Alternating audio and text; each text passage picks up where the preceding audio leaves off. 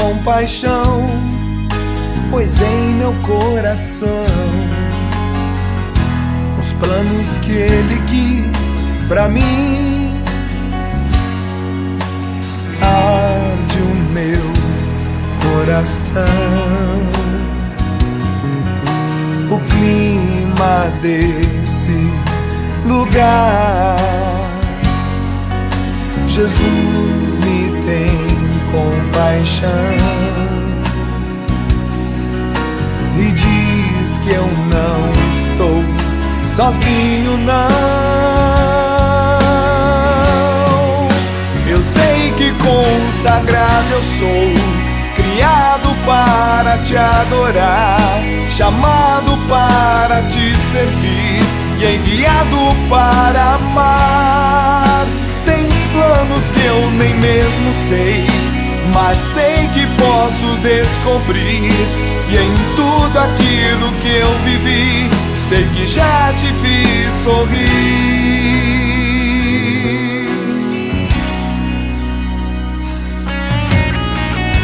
Felicidade para Deus não há maior. Ver do céu em minha vida tudo aquilo que um dia Ele sonhou por mim, para mim. Celebramos hoje na igreja a solenidade da Santíssima Trindade. E eu gostaria de perguntar para você o que é a Santíssima Trindade? E o que é, ou como entender, ou como perceber essa dimensão? Eu tenho certeza que, por mais que a gente fale numa homilia, e aliás também a homilia não é lugar de fazer isso, porque o lugar da homilia não é lugar de catequese, a homilia é lugar de evangelização e não de catequese. E, para vocês terem uma ideia, eu gastei 1 ano para estudar. Tive 2 semestres de Santíssima Trindade. Santíssima Trindade 1, Santíssima Trindade 2. Para começar a entender um pouco do que é a Santíssima Trindade. Porque, de uma certa forma, ela foge aos nossos conceitos, às nossas ideias, aquilo que a gente tem na cabeça. Então eu não vou ter a pretensão de em 10, 15 minutos, porque eu falo muito pouco, eu não vou ter a pretensão de falar ou de trazer alguma coisa sobre a Trindade. Mas eu gostaria de refletir com vocês hoje um pequeno pedaço ou uma pincelada sobre essa grande dimensão do Evangelho. Jesus, Ele dá uma ordem para aqueles que creem. Ide por todo o mundo e fazei discípulos meus todos os povos. Como que Jesus quer que nós façamos discípulos? Jesus quer que a gente vá pelo mundo, e para que nós possamos fazer das pessoas, dos homens e das mulheres, discípulos e discípulas. Qual que é o primeiro passo para um discipulado de Jesus? Está no Evangelho, quem lembra? Qual é o primeiro passo? Quem lembra? Que é a primeira coisa que eu tenho que fazer para transformar as pessoas em discípulos e discípulas? Batizar em nome do Filho e do Espírito Santo. E aí vem uma outra pergunta para você pensar.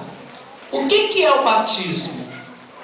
Será que o batismo é simplesmente aquele ato externo de se trazer uma pessoa que é pagã ou que não é batizada? Porque pagão é aquele que não foi batizado, e ali dizer o nome daquela pessoa e jogar água na cabeça dela dizendo: fulano, eu te batizo em nome do Pai, do Filho e do Espírito Santo. O batismo é simplesmente aquilo ou é algo mais? Que é a primeira coisa que eu tenho que fazer para transformar as pessoas em discípulos e discípulas? batizar em nome do Filho e do Espírito Santo. E aí vem uma outra pergunta para você pensar. O que é o batismo? Será que o batismo é simplesmente aquele ato externo de se trazer uma pessoa que é pagã ou que não é batizada? Porque pagão é aquele que não foi batizado. E ali dizer o nome daquela pessoa e jogar água na cabeça dela, dizendo: fulano, eu te batizo em nome do Pai, do Filho e do Espírito Santo. O batismo é simplesmente aquilo ou é algo mais? É um rito sacramental que deve ser vivido no cotidiano da nossa vida. Primeiro, a palavra batismo. Alguém sabe o significado da palavra batismo? A tradução da palavra batismo, que é uma palavra grega, vocês sabem o que significa? Ninguém? A palavra batismo significa mergulhar. Mergulhar. Batizar é mergulhar. E quando Jesus diz que nós devemos batizar as pessoas em nome do Pai, do Filho e do Espírito Santo, Ele está dizendo que nós precisamos levar as pessoas a mergulhar em Deus, num Deus que é essa é a dimensão do batismo. O batismo não é algo que está lá na minha história simplesmente num dado momento. Eu, por exemplo, eu fui batizado no dia 14 de fevereiro de 1970. Quem foi esse que fez o? Eu sei quem foi. Está de listinha aí atrás. E eu fui batizado apenas com 19 dias de nascido. E esse gesto ou esse batismo não ficou na minha história, porque eu, como cristão, cotidianamente eu preciso mergulhar na presença de Deus. Eu preciso estar totalmente envolvido por Deus. Por isso que para ser discípulo de Jesus, não basta um rito que foi feito num dia e num horário em alguma igreja, mas esse rito ele tem que ser vivenciado cotidianamente na minha vida. Eu preciso diariamente, para ser discípulo e discípula de Jesus, eu preciso mergulhar neste Deus que é Pai, Filho e Espírito Santo. Um Pai que me criou na sua bondade. Um Pai que me criou para a felicidade. Um Pai que fez de mim a sua imagem e semelhança e que me vocacionou para a eternidade. Porém, eu rejeitei este Pai, mas este Pai não cansou de mim, não se deu por vencido, e Ele me busca no seu Filho, que se fez um de nós, que assumiu a nossa humanidade e que nasceu, armou a sua tenda no meio de nós. E a Bíblia é muito interessante quando ela vai falar de Jesus. 3 momentos importantes da vida de Jesus aconteceram no mesmo horário: o nascimento, a morte e a ressurreição. Esses 3 momentos da vida de Jesus aconteceram de noite. Não foi? Foi ou não foi? Foi? Que horas que ele morreu? Ué, como é que vocês falam que foi? Mas foi. Preste atenção.